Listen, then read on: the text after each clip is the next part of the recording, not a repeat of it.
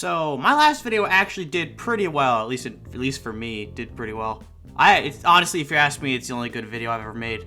But I did get an interesting comment on it. This one. I'm hiding the user because just in case people take this video too seriously, I don't want him to get harassed or anything. But this sparks a question. Obviously, if you've seen me play long enough, any of my background footage or anything, I am a Styx user. To be more specific, I'm a hardcore Styx user. I've been using Styx ever since I first touched the Splatoon series, back in Splatoon 2 when that released. I've tried motion controls, but I've just never liked it. Now, it's been a long time since I've heard about the motion versus Styx debate, and I honestly think it's just really stupid. Like, really? What even sparked this debate in the first place? I don't even know. Maybe it goes all the way back to Splatoon 1, but this debate in general I find to be really stupid. I get in high-level play, like competitive play, like top 500 or like top 1,000. I get motion controls is the preferred and is always superior to Styx. I get that, but I don't play competitive. Now, I wanted to respond to this comment, I just didn't know how. Which I find ironic, but whatever. I wanted to say something, but I don't know what to say what, so I never ended up responding to it. But someone else did respond to it, saying, why does it matter if he uses Styx? Which is, again, an appropriate debate. Why does it matter? If I'm still wiping the enemy team, does it really matter if I use Styx or not? If I'm not in competitive play, trying to get to top 5 or something, does it really matter if I use Styx? Styx, I feel like the dilemma with Styx versus motion is people have stopped seeing what it actually is. People are seeing it as, if you use motion, you're a good player. If you use Styx, you're a bad player, which is not true in the slightest. And I can prove that. All of the stats that I'm about to show you are as of this date, November 4th, 2024. So, let's begin. Here are my multiplayer stats. I am currently S+3, although I'm like 5 points away from getting S+4. But my highest is S+14. As far as X rank goes, I have the badge for hitting 2,000 X power, and I have the badge for being top 5,000. Pretty good accomplishments, in my opinion. For roller stats, here they are. Can't forget Cinema Run 2, here they are, plus the averages. The averages are also rounded down, except for extra waves cleared. That's just what the number I got.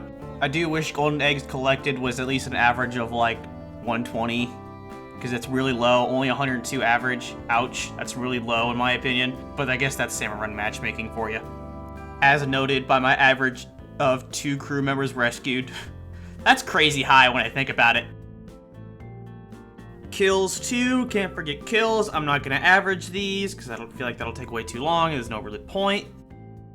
Next we have Big Run and Extra Work. So for those who don't know, when they did the Big Run reworks, instead of like collecting and like getting top 5 or something, it just collect a certain amount of eggs and you get the gold trophies and stuff. If you use the app, it can still tell you what you placed. And recently, during the last Big Run, which was the Grand Festival and just the multiple sites job, I got top 3. The Extra Works, they're about 50-50. My lowest Big Run score is top 6. Everything else is either top 5 or higher. So my lowest Big Run score is top 6. I am not too bad if I do say so myself. I'm sorry if this seems like I'm boasting about my stuff, but I'm not. I'm trying to point out that just because I use Styx doesn't mean I'm a bad player. Sure, if I want to get top 5, I have to basically use Styx. I'll get outclassed completely. But I'm not eager to get to top 5, if that makes any sense. Heck, when I said about getting to top 500, I'm already consistently fighting top 500 players. Seriously. Like, every ranked game I play, it's guaranteed top 500. Granted, I only know this because they wear the badge. But the fact that I've even been fighting top 500, I think it's still pretty impressive. If you ask me, it's not whether they use Styx or motions that determines whether the player is good or bad. It's their game knowledge. And I feel like that should just be pretty obvious. And I can't believe I'm the one saying this. Someone who has no self-esteem, no self-confidence, and a massive inner critic. I constantly worry about audio, video quality, just stuff like that. And I constantly worry about it too. That's why my upload schedule is so bad. It's not like I don't have free time. I just hate being in front of the mic. I can edit normally without like audio, which is why those are my favorite videos to do, which is why the last video was my favorite video to do, because I didn't really talk in it at all. It was just the moment-to-moment gameplay that was the mic recording. And it really shouldn't concern me. Heck, I have even made a whole video about my self-esteem, saying how I just feel like I'm shit at the game in general. And I've made multiple videos addressing, saying, hey, I'm sorry for the bad audio, sorry for the bad upload schedule, whatever. Anyway, we're getting off topic, like I feel like I do in every video. Let's get back on topic. My point was that if I, someone who has all those issues I just previously mentioned, can look at sticks and go, I kind of think they get way too much hate. But I feel like game knowledge should be the biggest factor on whether or not someone is skilled at the game or not whether or not they use sticks or motion.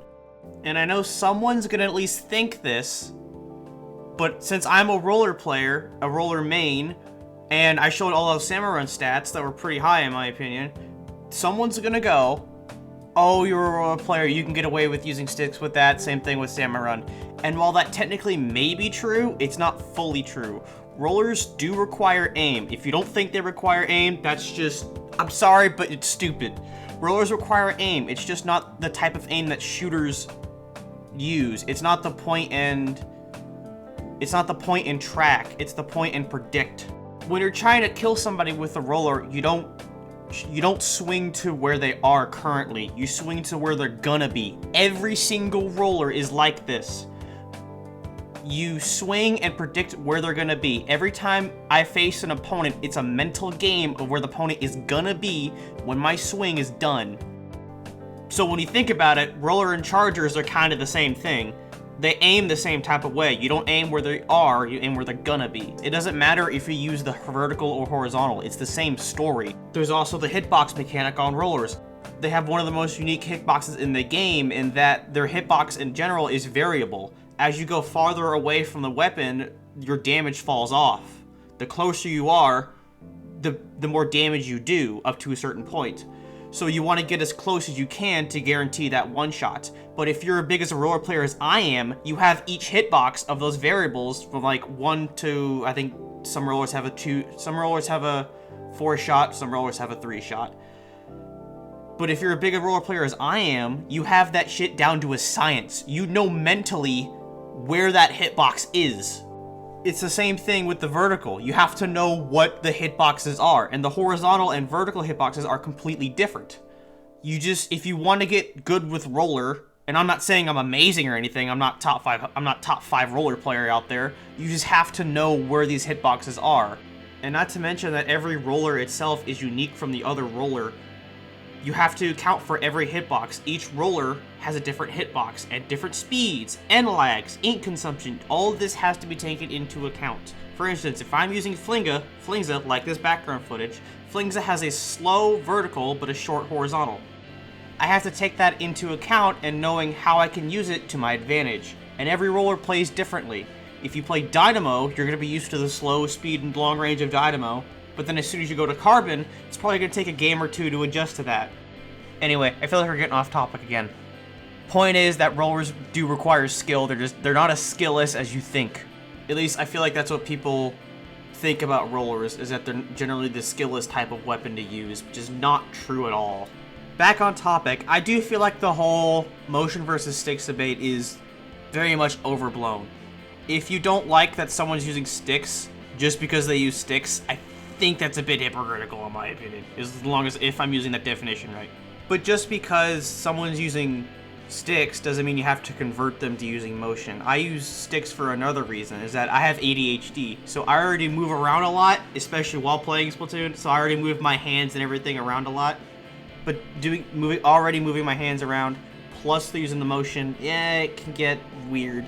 So, to round up my argument, because we're almost 10 minutes in, I generally feel like sticks gets way too much hate for what it does. I get that sticks is the inferior controls compared to motion, but that's really only like if you're trying to get the top 5 in my opinion. But if you honestly hate somebody just because they use sticks, I think you should reevaluate that decision, honestly. Again, game knowledge should be the biggest factor in whether or not the player is good at the game or not. I just feel like it just makes sense to me. Sure, he can use sticks or motion, but if he knows what he's doing, does it matter if he uses sticks or motion? See, that's why I think this whole argument in general is just kind of stupid. Anyway, please don't berate people for using their preferred control schemes. If you try to get somebody to use motion, but they don't like it and they go back, don't hate the guy for it. Don't hate the person for it. And don't feel bad for using sticks. Trust me, I've seen bad motion players and I've seen bad stick players. Just because you use motion doesn't automatically make you a better player.